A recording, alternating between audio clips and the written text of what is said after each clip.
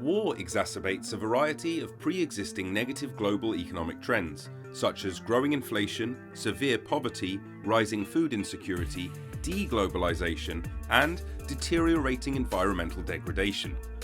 Aside from the very real human cost, war has significant economic implications, including infrastructure destruction, a decrease in the working population, inflation, shortages, uncertainty, an increase in debt, and interruption to regular economic activities.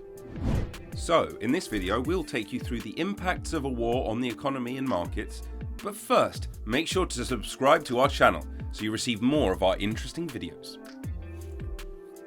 In several cases, conflict may cause inflation, which contributes to the destruction of people's savings, an increase in uncertainty, and a loss of trust in the financial system. For example, during the American Civil War, the Confederacy strained economically to cover the war's costs. As a result, they began printing money to pay troops' salaries. However, as they created money, the value of money fell rapidly.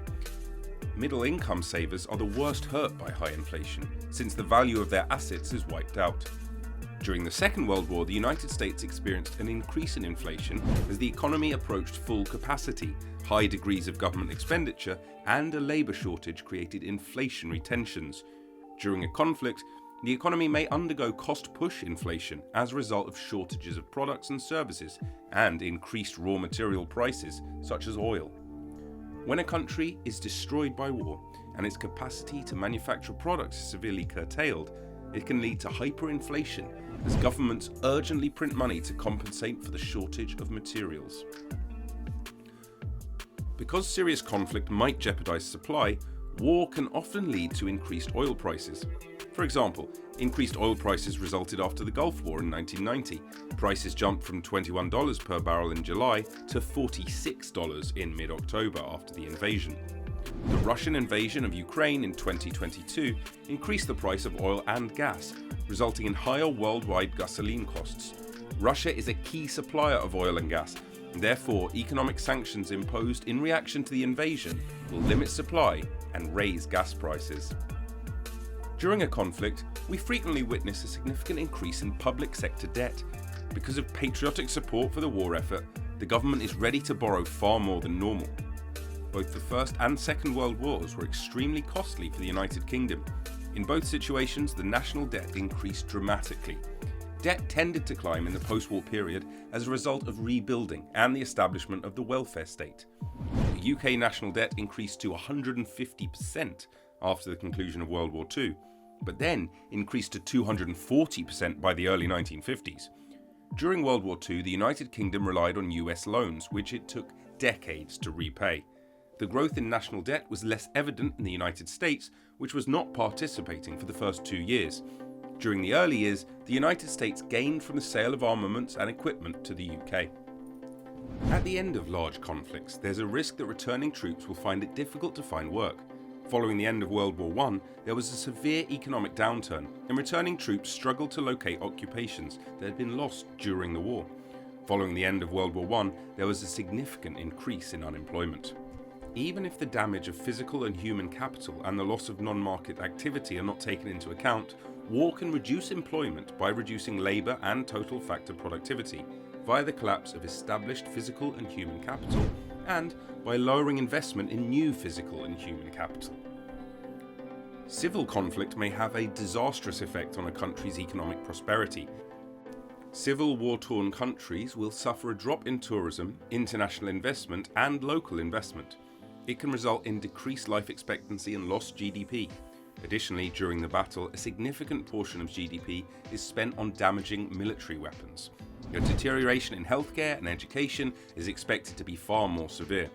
A country like the Democratic Republic of Congo has been through a particularly severe conflict, which has cost it £9 billion, or 29% of its gross domestic product, in addition to the deaths of almost 4 million people. The conflict is a big setback for the global economy, slowing development and raising costs. Impacts will be channeled through 3 major pathways. 1. Increased commodity costs such as food and energy will drive up inflation more, diminishing the value of income and impacting on demand. 2. Particularly adjacent economies will face interruption of commerce, supply linkages and remittances, as well as unprecedented rises in refugee movements. And third, lower company confidence and more investor uncertainty will put downward pressure on asset values, tightening financial conditions and perhaps stimulating capital outflows from developing nations. Both Russia and Ukraine are important commodity producers, and interruptions have led global prices, particularly for oil and natural gas, to skyrocket. Food prices have risen, with wheat, which accounts for 30% of world exports from Ukraine and Russia, reaching a new high. Ukraine is a major provider of inputs such as car ignition wires, neon gas for semiconductors, and iron ore for steel mills. Companies that manufacture transportation equipment, machinery, electronics, and food goods rely heavily on Russian metals, chemicals, fertilizers, and other commodities. Although Russia and Ukraine are not important actors in the global FDI networks, the war will have an influence on specific nations and businesses. Regions with direct trade, tourism, and financial exposure will face extra pressures in addition to international spillovers. Oil importing economies will suffer larger fiscal and trade deficits, as well as increased inflation pressure. However, certain exporters may gain from increased prices. Longer term, the battle could radically change global economic and geopolitical order as energy commerce shifts, supply linkages rearrange, payment networks fracture, and governments reconsider reserve currency holdings. Rising geopolitical tension increases the possibility of economic fragmentation, particularly in trade and technology. The implications of Russia's war on Ukraine have shook not just those countries, but also the region and the world, emphasizing the significance of a global safety net and regional agreements in place to cushion economies.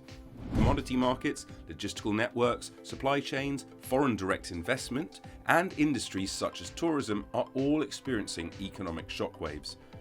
We live in a more shock-prone world, IMF Managing Director Kristalina Georgieva told reporters yesterday during a press conference in Washington, and we need the strength of the collective to deal with shocks to come. The battle has arrived at a tough time for the global economy.